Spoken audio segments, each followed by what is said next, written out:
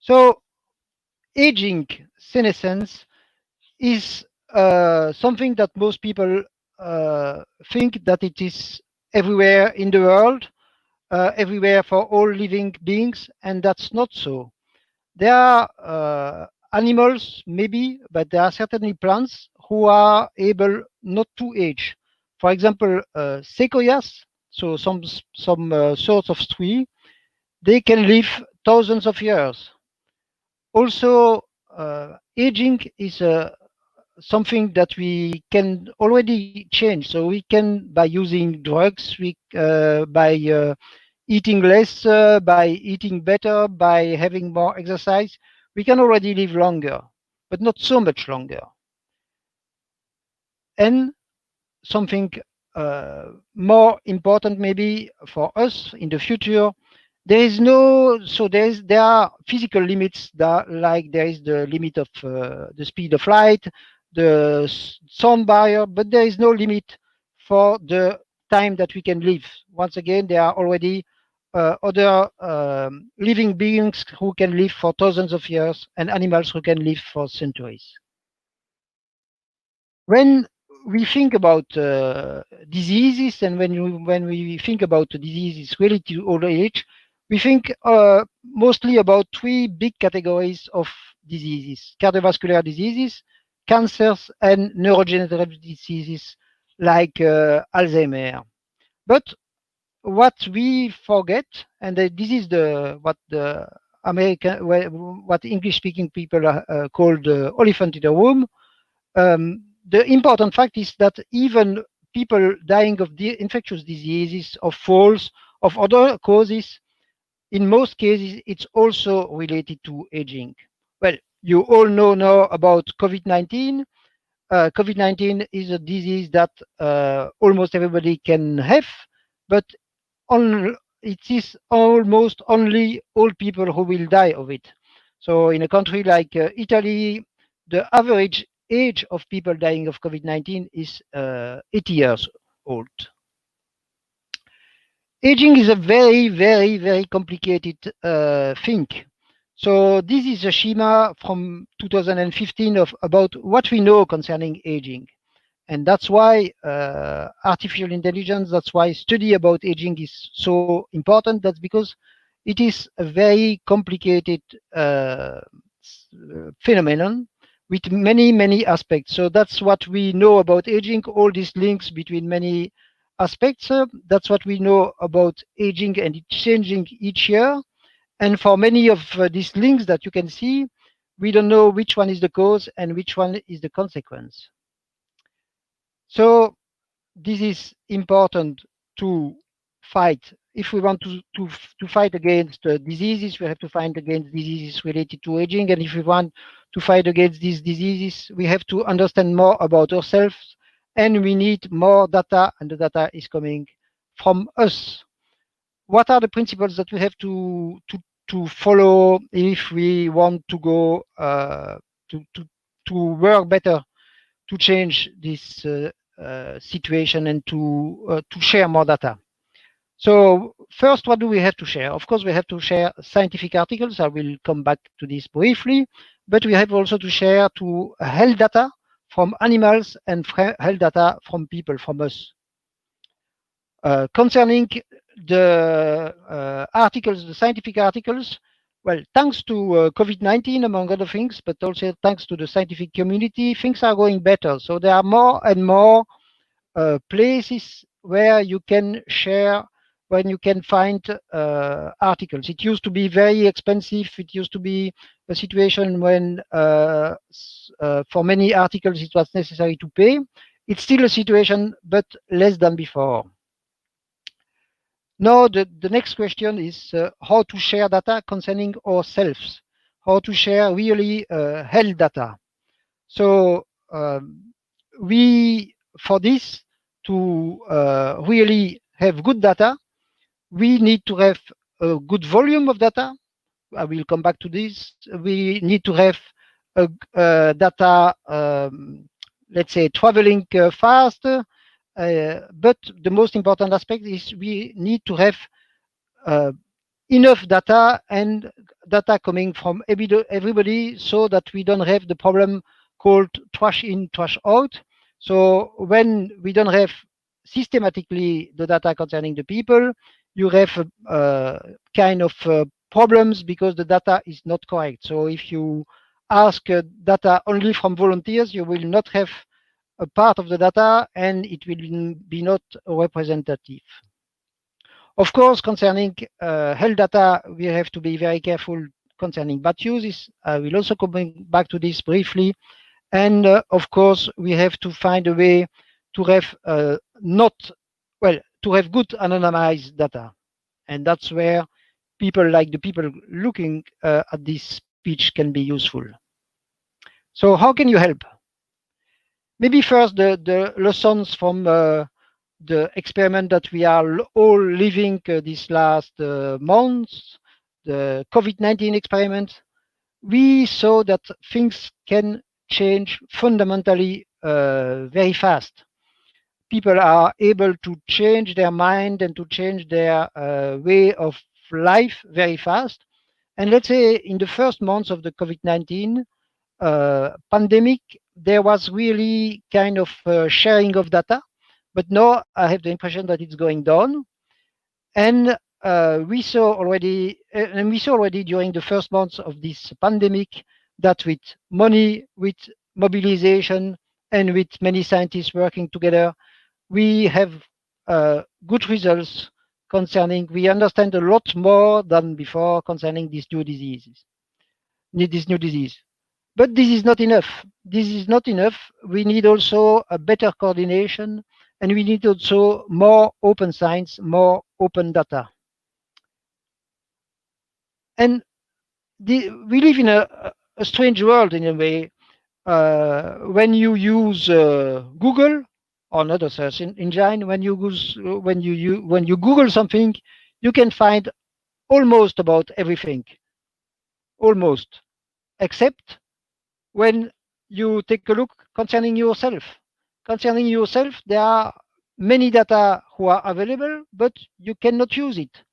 You cannot use easily all information that you are giving to Facebook, all information that it's in your smartphone, the information in your mail system, and more important, it's also very difficult and almost impossible, at least in my country, Belgium, but I think it's in most countries like that, to have your own data, health data, who is in public health institutions, who is by the handled by the health doctors, the medical doctors, and so on.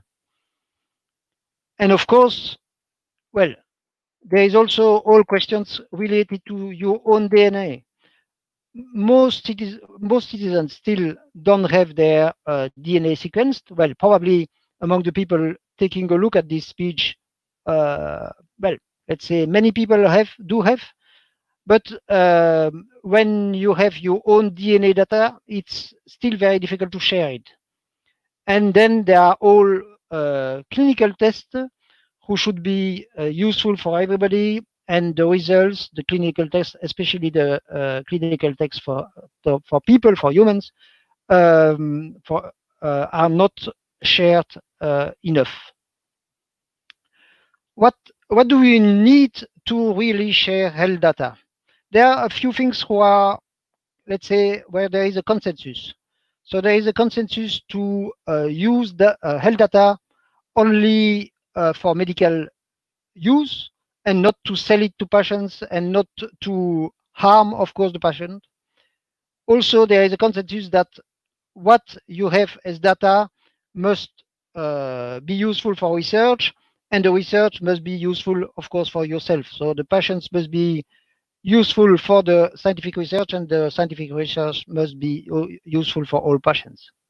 But there is no consensus at all to have a simple legal solution to put all health data together. There is no consensus also to have a simple practical consensus solution to have an international interoperability of this data, and also to have even a national between between hospitals.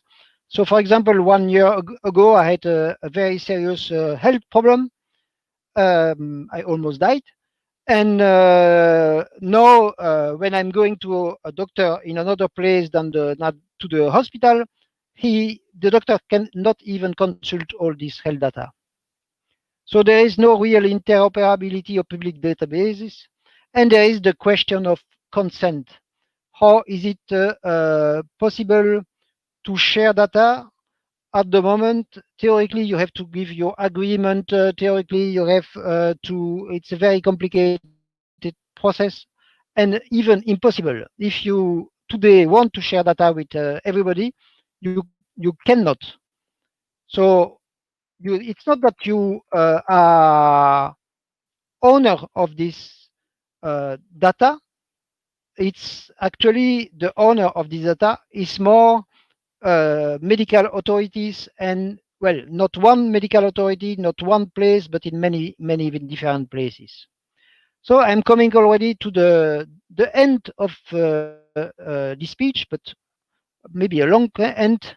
So first, I want to make to say when I'm speaking for conferences like this and for conferences about the future, I always say that globally today is the best day of the history of humanity. We were never so rich in the history of humanity. We were never so healthy. We were never living so long. They were never there was never so much food in the world. Well, even if things are far from perfect, but okay, we are living the best day of humanity, but we are also living, because of technological progress, the most dangerous day of the history of humanity, the most let's say the it could be tomorrow the birthday if there is something happening. So, and one of the ways to mitigate the risk is improving health of everybody, thanks to sharing health data.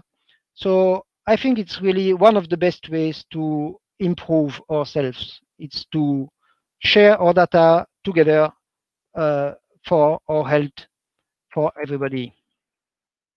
So as a conclusion, I will say it in a kind of Martin Luther King style.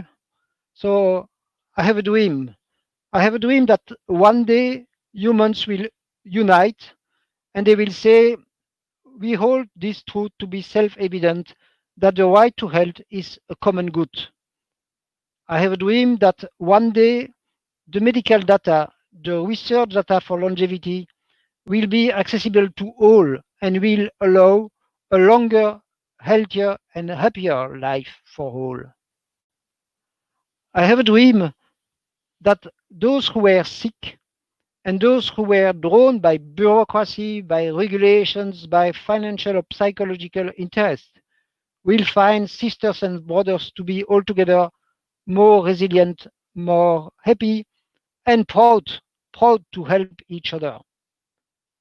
I have a dream that the hell of knowledge in silos, separate pieces of knowledge, will be transformed into an Eden of sharing our knowledge together.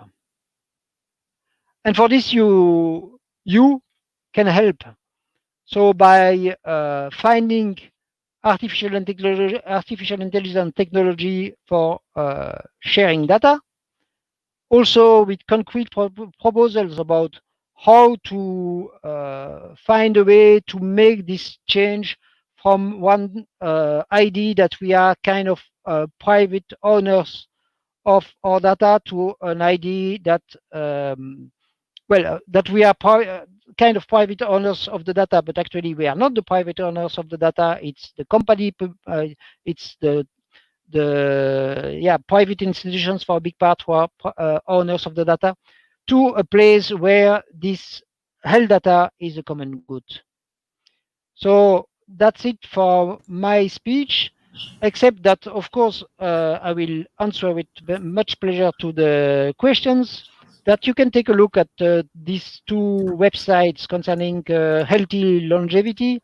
And of course, if you don't have time now to ask questions, you can still write to me to this address. Thank you. Thank you. Thank you very much. It was really interesting. We have one question, but I'm thinking that you already responded with your last slide. From Virginie, isn't it better to make people owners of their data and not a common good? But Sorry, is it? isn't better to make people owners of their data and Yeah. not Oh, is common it not a goods? public good? Yes. Well, I know that many people will say, and there are websites about that. So it is important that people are becoming owners of their data. But like you said, so there is an article of the the Universal Declaration of Human Rights, when it is written that we have right to scientific progress, to scientific to use the scientific knowledge, and all own information that we have in each of our cells can be useful for the humanity. So I think that we should not be owner of our but that we should not be owner of even our own data, but that we should share it, and that we should consider this as a common good for humanity. But of course, this means it's very important to have a way to avoid that it is used for, let's say, selling things and so on. But I don't think that this is so much a problem. If the laws are made to make it impossible to, and if also all the data is used together, is used by all the people, the risk will be mitigated. Yeah, and I was wondering because you mentioned during your presentation about information from our smartphones, from Yeah. Facebook, Gmail. What kind of information do you think are the most useful if we're talking about our health? Yeah, at the moment I was beginning with these aspects, well, because that's something everybody knows, and because we all also know we all know that Facebook, Google, and other institutions are using our data, well, quite often without our consent. But of course, the most important source of data is what we have in clinical places, and the DNA that we have in our cells. That's the most important data, of course. But still, what all things concerning the way that we are uh, well acting. For example, all things that are in our smartphone concerning the way that we are traveling and so on could be very useful. Well, and we saw it also in the case of COVID-19, the evolution Yeah, of course. that was happening. Yeah, and once again, for me, there is this situation where the right to privacy is important when it is to avoid that somebody is using information against us. But the right to privacy should not be a reason to stop people to use health information for everybody. Yeah, that's what I'm thinking. Like a lot of people are scared about that their private Yeah. information, how it can help in the aspect of health. So, and did you contact any like bigger companies like Facebook and? No. Good. No, no, not yet. I would say this is, let's say, I'm and other people are trying at the moment to share health information, but not systematically. And maybe the recent events concerning the COVID-19 will be useful because, like you probably know, at the moment, well, the Apple and Google are trying to work together for an app for the COVID-19. Well, are working together already for an app for the COVID-19. Like you maybe know, there are also at the level of the WHO, the World Health Organization, a few declarations that uh, yeah, that we should work together to fight against this disease and to make knowledge in common. So maybe it will be possible someday to really propose these institutions to have more knowledge put together, but it will not be easy. Yeah, it is. You mentioned about the welfare organization. I'm thinking like I recognize the same situation in Poland. When time ago, I also needed some medical information. It was like difficult to get it. I Yeah, think now is changing in better direction, and you can like doctor can contact another doctor and send the data. But yeah, still sometimes there's an aspect of privacy. No, we will not share it. You can do it by yourself only, which mostly like sick person is not able to do it, of course. Um, exactly. For me, that's also an important point. You know, you have on one side the privacy questions. Oh, and this is very important, but this is very important for people in good health. So if you have a very bad disease and you have to go to the hospital, the question that you will ask to yourself is not, is there a risk that the doctor does know something about my sickness? yeah, The question that you will ask yourself is, how is it possible to the doctor to know everything about me to save my life? And like you say, uh, practically, when you are really sick, it's very difficult or it's even impossible practically to have the information. And this information is in a computer somewhere. Well, in most countries, yeah, and I know for I will give go further in the example for my country, Belgium. So theoretically, in my country, you have a beautiful system where you can get your own health data online, but it's not working. So, okay, for example, even for me, I was, let's say, fighting to give access for this information and to have access to this information. Well, there is almost nothing in my medical file that I can access. yeah, that's not useful there. Yeah. Yeah, and I'm thinking also you mentioned a little about it, like how to really convince people, how you would convince like your neighbor who's saying no, I don't want to share my data. That is important for everybody for the Yeah. medical reason and for research as well. Like that's mostly like what you mentioned about that we want to live longer. We need some data for this research. Yeah. Yes. So when you are actually the majority of the people, when you ask them, do you want to share data for common good, they will say yes. So it's not. I have the impression that it's a minority, not maybe not a small minority, but still a minority of the people who say I don't want to share. And certainly, and also let's say I don't know the situation in Poland, but I know in Belgium, in France, and I'm almost sure in Netherlands.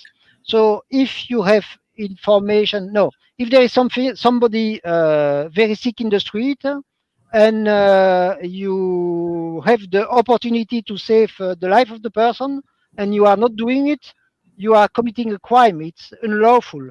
So Yeah. for me, it should be, and it even could be the same.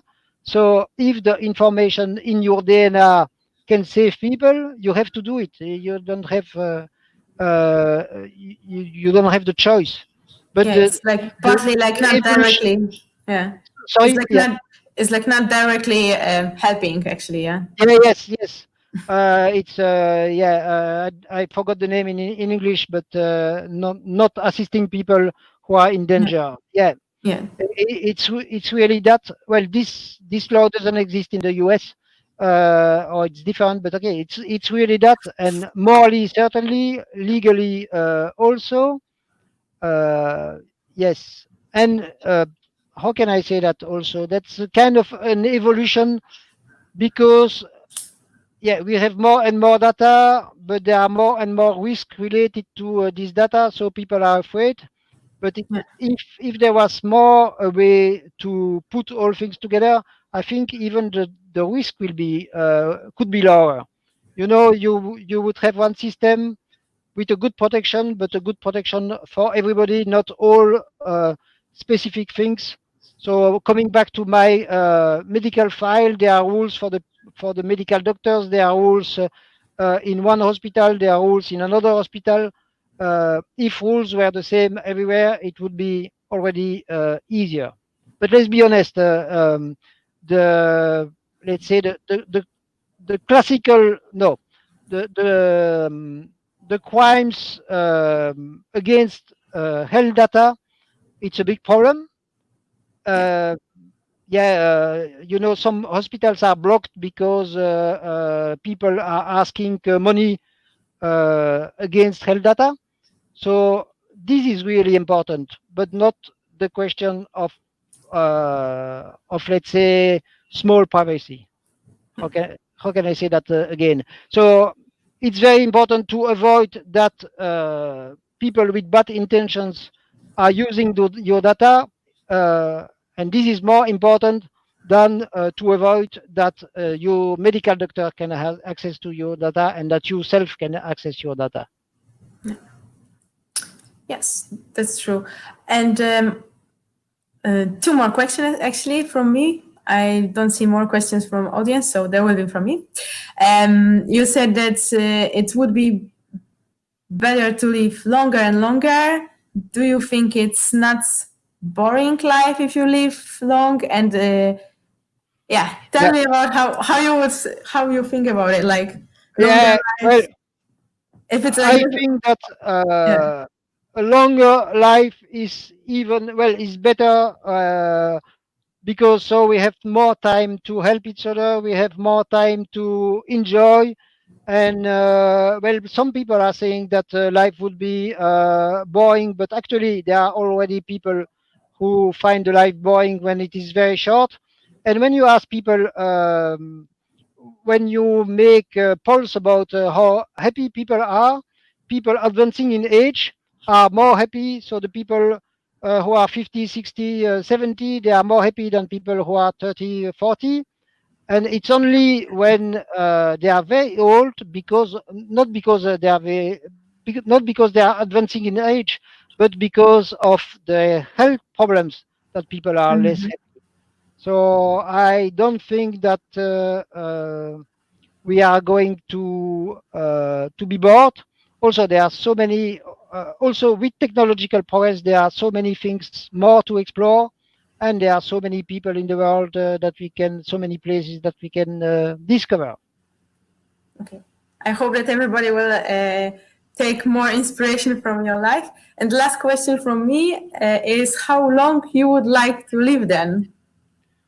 Well, you know, somebody was answering to this question. I don't know. I don't know how long I want to live, but I know that today I want to live at least and to continue. So it's well, um, I don't think that there will be a limit as long as we are in good health. You know, people.